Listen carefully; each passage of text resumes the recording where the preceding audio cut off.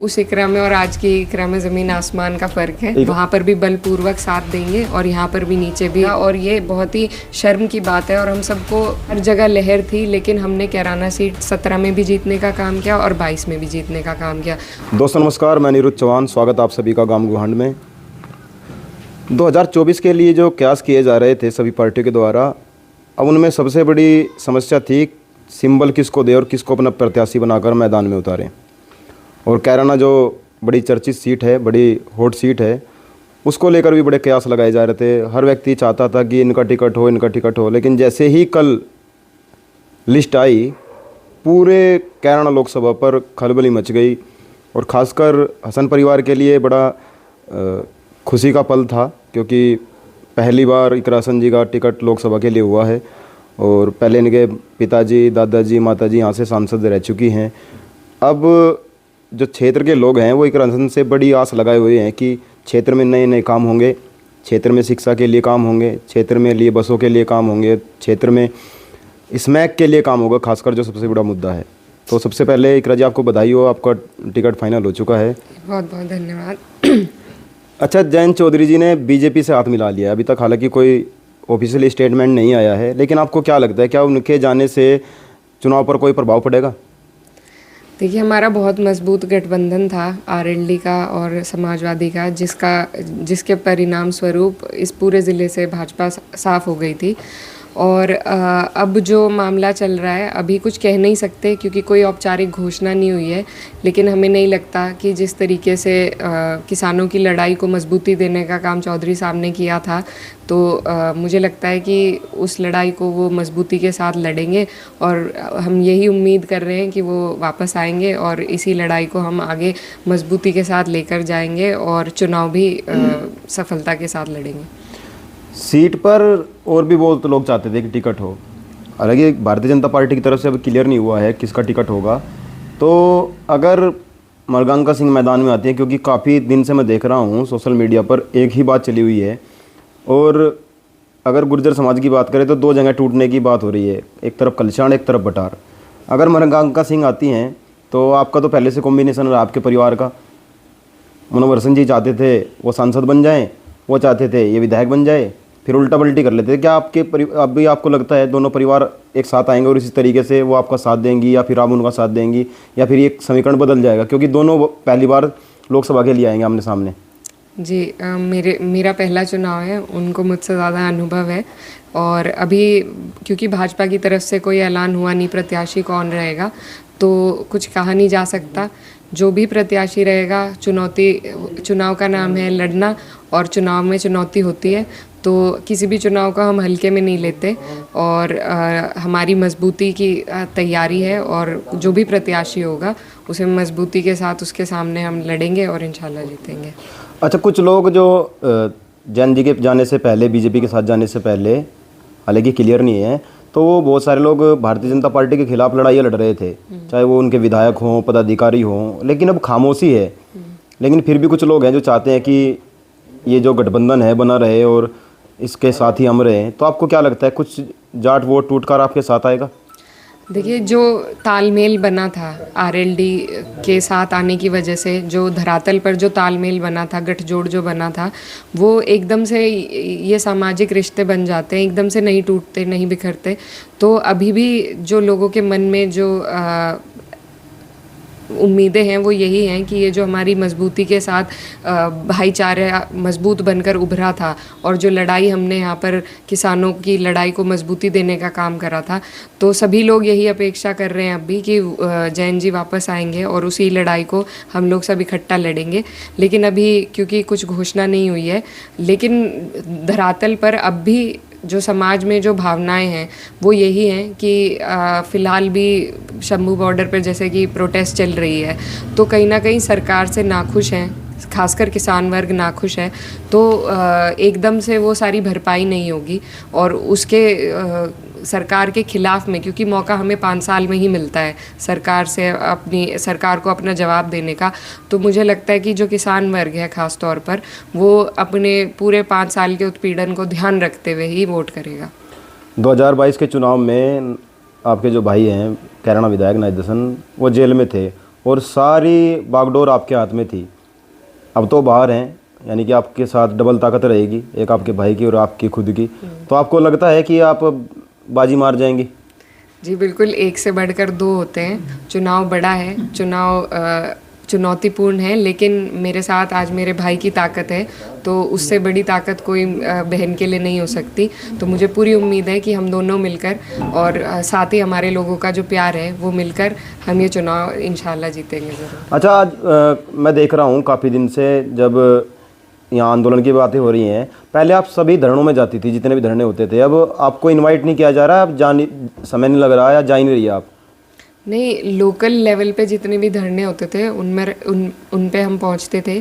अभी क्योंकि धरना शंभू बॉर्डर पर जाना नहीं हो पाया है, क्योंकि इधर चुनाव की भागदौड़ शुरू हो गई है। लेकिन जहां भी हमारी अपने तरफ से कोशिश होती है, हम हर जगह उपस्थिति देने की कोशिश करते हैं। और यहाँ पर जब भी लड़ाई लड़ने का नाम आएगा तो हम बढ़ चढ़कर सबसे आगे मिलेंगे। कल जिजोड़ा में पंचायत थी और आज शामली में थी, तो क्यों नहीं जा पाई आज आप? नहीं, वो पंचायत थी, वो धरना नहीं था। वो तो किसान यूनियन की मासिक तौर पर जैसे हर गांव में पंचायतें होती हैं, तो वो उस तरह की पंचायत थी। हमें उसकी पूरी जानकारी थी, हमारे बहुत सारे लोग गए, हमने भी उनसे आग्रह किया कि पहुँचें और इस लड़ाई को मजबूती दें। लेकिन क्योंकि ये राजनीतिक पंचायतें नहीं होती हैं, तो इसलिए हम लोग इन पंचायतों में हिस्सा नहीं देते। लेकिन जब धरना देने की बात आती है तो वो लड़ाई का मामला है, तो लड़ने के लिए हम लोग सब एकजुट हो जाते हैं।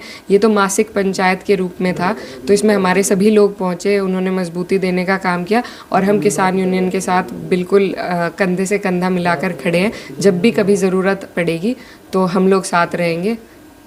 अच्छा, जो शंभू बॉर्डर पर धरना चला हुआ है, इधर सिंघू बॉर्डर पर किसान जाना चाहते हैं, टिकरी बॉर्डर पर जाना चाहते हैं, गाजीपुर बॉर्डर पर जाना चाहते हैं, क्या आप क्षेत्र में जाकर किसानों से अपील करेंगी कि वो भी जाएं?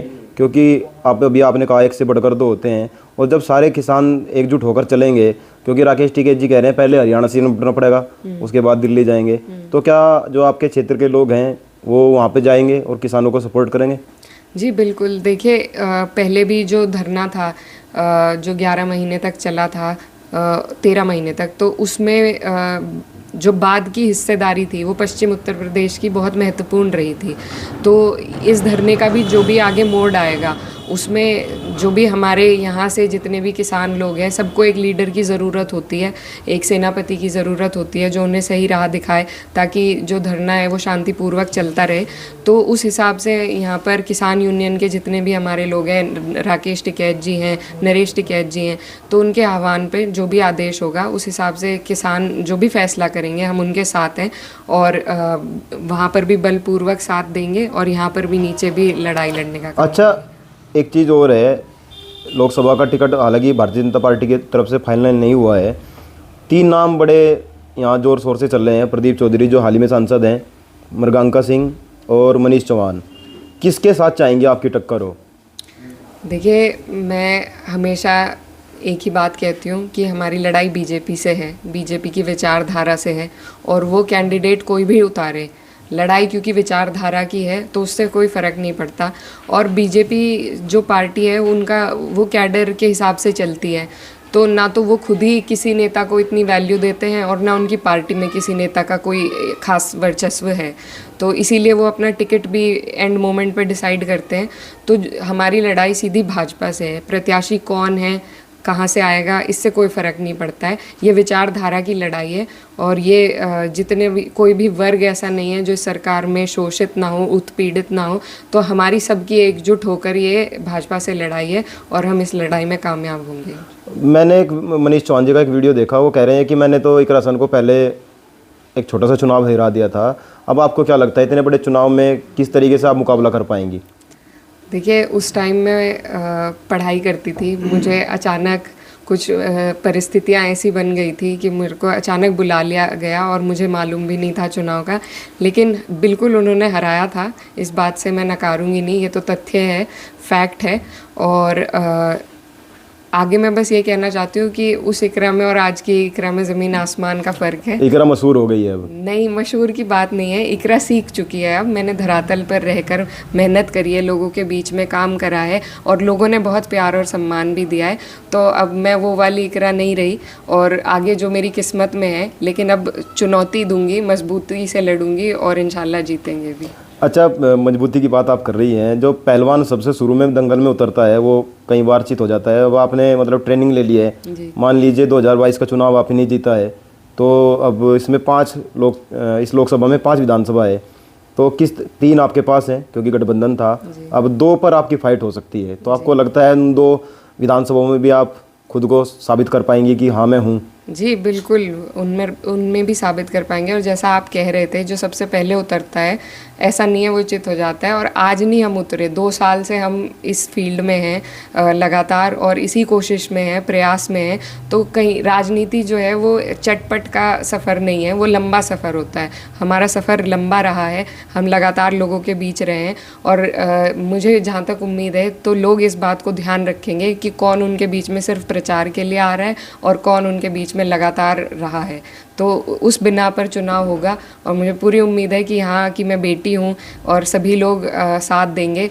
और जिन 2 विधानसभाओं की आप बात कर रहे हैं, वहाँ पर हमारे मामा रहते हैं, वो क्षेत्र हमारे मामाओं का है और मामाओं का तो ज़्यादा आशीर्वाद रहता है और हमेशा रहा है। उधर से मेरी माताजी हमेशा जीत कर आई हैं नकुड़ विधानसभा से। जब सब जगह हारे हैं तब भी हम नकुड़ से जीते हैं, तो मुझे पूरी उम्मीद है कि वहाँ से भी हम जीत कर आएंगे और कैराना तो घर है, यहाँ से तो जीतना है ही इंशाल्लाह। अच्छा, एक और चीज़ है कि कैराना को लेकर बड़ी बातें होती हैं, पलायन का मुद्दा उठा है, तो आप क्या कोशिश करेंगी कि इस तरह के बात न हो, ताकि क्योंकि बहुत सारे लोग अब लिखना शुरू कर दिया है, मैं सोशल मीडिया पर कई दिन से खंगाल रहा हूँ, कुछ लोग बार बार जानबूझकर इन बातों को लेकर ही बात कर रहे हैं कि यहाँ से हिंदू मुस्लिम की बात हो जाए और किस तरीके से फिर भारतीय जनता पार्टी अपना दाव पैंच खेल ले और वो जीत जाए। तो आप क्या प्रयास करेंगे ताकि इस तरह की बातें ना हो, पलायन की बात ना हो, हिंदू मुस्लिम की बात ना हो, किसानों की, मजदूरों की, शोषितों की, पीड़ितों की, महिलाओं की बात हो, विद्यार्थियों की बात हो? अभी जिस तरीके से विद्यार्थियों के साथ अभी छल हुआ है, पेपर लीक हो गया है, किस तरह के कार्य आप करना चाहेंगी ताकि ये सब न हो? लगातार हमारी यही कोशिश है। पिछले जो 2 चुनाव रहे हैं, 2017 का विधानसभा चुनाव हो, फिर 2022 का विधानसभा चुनाव हो, दोनों में पलायन के मुद्दे को बीजेपी ने उठाया। और लेकिन क्योंकि धरातल पर जो हमारे लोग हैं उन्हें हकीकत मालूम थी, तो इस मुद्दे को जनता ने नकारा और इस रूप से नकारा कि हर जगह लहर थी, लेकिन हमने कैराना सीट 17 में भी जीतने का काम किया और 22 में भी जीतने का काम किया। तो मेरे हिसाब से अब ये मुद्दा ख़त्म है और अब इस मुद्दे पर कोई चर्चा भी नहीं होनी चाहिए, क्योंकि धरातल पर ये मुद्दा है ही नहीं।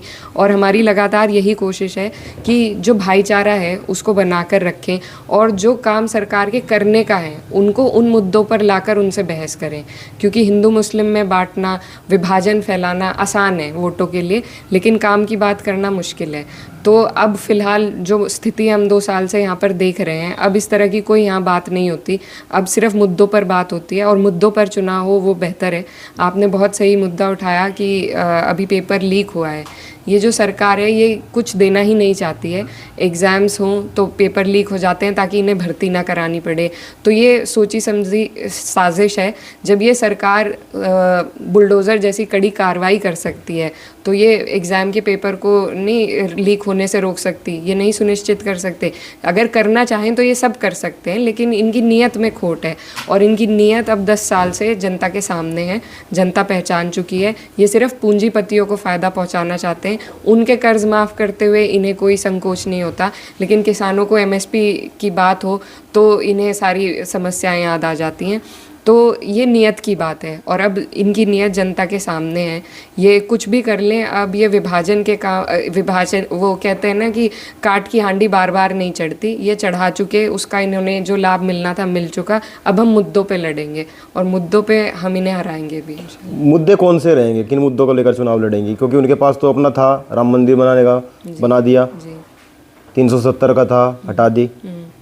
जो उनके मुद्दे थे वो तो करते हैं काम, ये सारे विभाजन के ही मुद्दे हैं और यही मुद्दे इन्होंने अभी तक पूरे किए हैं। बाकी जिस तरीके से बेरोज़गारी बढ़ रही है, कोई भर्ती नहीं हो रही है और महंगाई किस कदर चरम पे है, किसानों का जो कोई भी 14 दिन में जो पेमेंट का वादा किया था ना तो वो पूरा हुआ है, ना एमएसपी का वादा पूरा हुआ है, जो लागत है उसका भी दाम नहीं मिल पा रहा। हालांकि ये कहते हैं 20 रुपये बढ़ा दिए, लेकिन लागत भी उसमें पूरी नहीं हो पा रही है।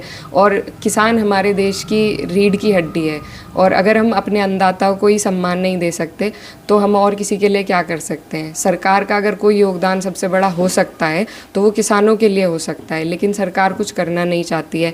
महिलाओं के प्रति जो उत्पीड़न है वो लगातार बढ़ता जा रहा है। जो एनसीआरबी की रिपोर्टें हैं उसमें महिलाओं के प्रति जो अपराध हैं वो बढ़ रहे हैं, छोटी बच्चियों के प्रति अपराध हैं वो बढ़ रहे हैं, शिक्षा के क्षेत्र में कोई काम नहीं हो रहा। जो पुराने यहाँ पर स्कूल बनवाए गए थे, भूरा में कह लीजिए, पंजीट में कह लीजिए, खुरगान में कह लीजिए, वो सारे स्कूल उनमें आज टीचर भी नहीं है, उनमें पढ़ाई भी नहीं हो पा रही है। तो जिस तरीके से सरकार की योजनाएं बिल्कुल लाभकारी एक भी योजना इनकी है नहीं, तो यही हमारे मुद्दे हैं कि इन जो बेसिक जो नीड्स हैं उन पर इस सरकार का कोई ध्यान नहीं है। तो उन पर ध्यान आकर्षित कराने का, उन पे काम करने का, संसद में मजबूती से उन मुद्दों को उठाने का यही हमारी कोशिश रहेगी। मेरे आखिरी 2 सवाल हैं। पहला सवाल ये, 2022 के चुनाव में आपने देखा देश के गृह मंत्री अमित शाह जी आते हैं और कैराना में घर घर पर्चे बांट कर जाते हैं, लेकिन आपकी पार्टी की तरफ से कोई भी पदाधिकारी, कोई इस तरह का व्यक्ति नहीं आया जो बड़े पद पे रहा हो। अखिलेश यादव जी नहीं आए, जयंत चौधरी जी नहीं आए। जब मैं देखता हूँ और मैं क्षेत्र में जाकर देश के बुद्धिजीवियों से बात करता हूँ तो कहते हैं कि उनको एसी की आदत लग चुकी है, इसलिए वो क्षेत्र में नहीं आना चाहते। राहुल गांधी जी को देख लीजिए आप, भारत जोड़ो यात्रा, भारत न्याय यात्रा, उधर लालू जी लगे हुए हैं। बाकी और कोई फील्ड में क्यों नहीं दिखता? आप दिखती हैं लेकिन अखिलेश यादव जी नहीं दिखते। नहीं, ऐसा नहीं है। हमारे यहाँ जब रैली हुई थी तो यहाँ पर क्योंकि रूट लगता है, इसमें प्रशासन भी कहीं ना कहीं अड़चन बनती है, तो प्रशासन वाले नहीं चाहते विपक्ष उस तरीके से प्रचार कर पाए, तो ये लोग भी बहुत अड़चनें डालते हैं। दूसरा, यहाँ पर जयंत जी आए थे, ऊन में आए थे, रैली करी थी, हर जगह पर उन्होंने रैली करी है। और ऐसा नहीं है, जहाँ तक ज़रूरी हो सके वहाँ तक सभी लोग पहुँचते हैं। रैली शामली में हुई क्योंकि वो एक रूट उस तरीके से बना था। हम बिल्कुल प्रयास करेंगे कि हमारे अध्यक्ष जी आएँ फील्ड में, लेकिन वो कहते हैं, उन्होंने हमें कहा कि भाई हमें तुम पे यकीन है, तुम उस हिसाब से प्रचार को संभालोगे और जीतोगे भी, और वो हुआ भी। देखिए, ये जो है हमारी जो लोकतंत्र है उसमें सिर्फ एक चेहरे पर जो देखकर वोट डल रहे हैं उसी से कहीं ना कहीं हम पिछड़ रहे हैं, क्योंकि हर जगह का प्रतिनिधित्व अलग एक व्यक्ति करता है। तो हमें हर जगह ऐसे व्यक्ति, काबिल व्यक्तियों को लाना चाहिए जो हमारी लड़ाई हर लेवल पे लड़ सके। ज़रूर अगर प्रधानमंत्री जी पसंद हैं तो ये तो नहीं है कि हर जगह प्रधानमंत्री जी तहसील में भी चले जाएंगे या हर जगह नहीं जा सकते वो, लेकिन जिस तरीके से भाजपा प्रचार करती है, अपने वो नेताओं का वर्चस्व बिल्कुल ख़त्म कर रखा है उन्होंने, सिर्फ एक के नाम पर वो वोट लेते हैं। तो ये कहीं ना कहीं इससे हमारे लोकतंत्र को हानि पहुंच रही है। हमारे जितने भी जनप्रतिनिधि हैं, बीडीसी, प्रधान, चेयरमैन, ज़िला पंचायत प्रमुख और एमएलए, एमपी, हमें अपने हर जनप्रतिनिधि का चयन एक काबिलियत के ऊपर करना चाहिए, ना कि सिर्फ किसी एक पार्टी के, एक किसी नेता के चेहरे के ऊपर। तो हमारी पार्टी की यही कोशिश है कि हर जगह मजबूत जनप्रतिनिधियों, जिनकी अपनी पकड़ हो, जिन्हें लोग पसंद करें, जिन तक लोग पहुंच सकें। तो उसी के तहत कहीं ना कहीं ये कोशिश रहती है कि हम अपनी बागडोर अपने इलाके की खुद संभालें, और ये अच्छी बात है, इससे शक्ति मिलती है, अपने लोगों में जागरूकता होती है और उनकी आवाज़ भी बुलंदी से हम उठा पाते हैं। मेरा अंतिम सवाल ये है, क्षेत्र में आप देख रही होंगी किस कदर नशे का प्रकोप बढ़ता जा रहा है। आने वाले जो नस्लें हैं वो समाप्त होती जा रही है। आप इन्हें रोग से बचा लेंगे, बहुत सारी चीज़ों से बचा लेंगे, लेकिन वो अगर नस्ल बर्बाद हो गई, फसल फिर भी किसान कर लेगा, लेकिन अगर नस्ल बर्बाद हो गई तो कैसे संभलेगा। पूरे क्षेत्र में आप देख सकते हैं 18, 17 साल के युवक चोरियों पर उतर गए हैं क्योंकि बेरोजगारी है, और उनको ऐसे नशे की लत लग चुकी है जो बिल्कुल पीढ़ियों को बर्बाद कर देगा। तो आप उसके खिलाफ क्या करेंगी? देखिए, सबसे ज़रूरी है जागरूकता की जो मुहिम है उनको उनमें योगदान देना। तो हमारी यही कोशिश रहेगी कि सबसे ज़्यादा हम लोगों को इकट्ठा कर सकें, जो हमारे हर गांव के बड़े बुज़ुर्ग हैं, क्योंकि इसमें ऊपर से कोई समझाने आए, बाहर से कोई समझाने आए, उसकी बात इतनी नहीं चलेगी जितनी यहाँ के खुद के लोगों की, जो आसपास का जो गांव और देहात होता है, वो आपस में अगर इस मुहिम को लेकर चले तो उसे बढ़ावा देने का हम काम करेंगे, योगदान करेंगे। जो भी हमारी तरफ से उन्हें ज़रूरत लगेगी उसमें पूरा पूरा सहयोग रहेगा। और ये बहुत ही शर्म की बात है और हम सबको अपने अंदर झांकने की ज़रूरत है कि क्यों हम इन चीज़ों पर लग गए हैं और कैसे हम अपने जो युवा हैं, जो हमारी अगली पीढ़ी है, उसको किस तरीके से बचाएं। इसमें कहीं ना कहीं सरकार की भी खामियां हैं, क्योंकि बेरोज़गारी इतनी बढ़ गई है कि जब रोज़गार नहीं मिलेगा तो बहकावे में आएगा हमारा युवा। तो सरकार की तो बिल्कुल इसमें बात है। बाकी जो प्रशासन है, ये लोग चाहें तो तरह तरह की मुहिम चलाते हैं और इस तरीके के भी जागरूकता अभियान को ये बढ़ावा दे सकते हैं। तो इनसे भी हमारी यही गुजारिश है कि ये भी इसमें अपना योगदान दे। सबसे ज़रूरी पहल तो इसमें जागरूकता की हो सकती है। आगे जो भी इसमें हमारे बड़े तय करेंगे उस तरीके से योगदान देंगे। जी का। और चुनाव जैसे जैसे नज़दीक आता जा रहा है त्यों त्यों दिलों की धड़कन बढ़ती जा रही है। जो प्रत्याशी है उनकी दिलों की धड़कन बढ़ चुकी है और अब ऐसे में किसान, मजदूर, महिलाएं, युवा, विद्यार्थी, मजदूर क्या निर्णय लेते हैं, ये बहुत जल्द हम आपको चैनल पर दिखाएंगे। आप जुड़े रहें गांव गुहांड के साथ। जय हिंद, जय भारत।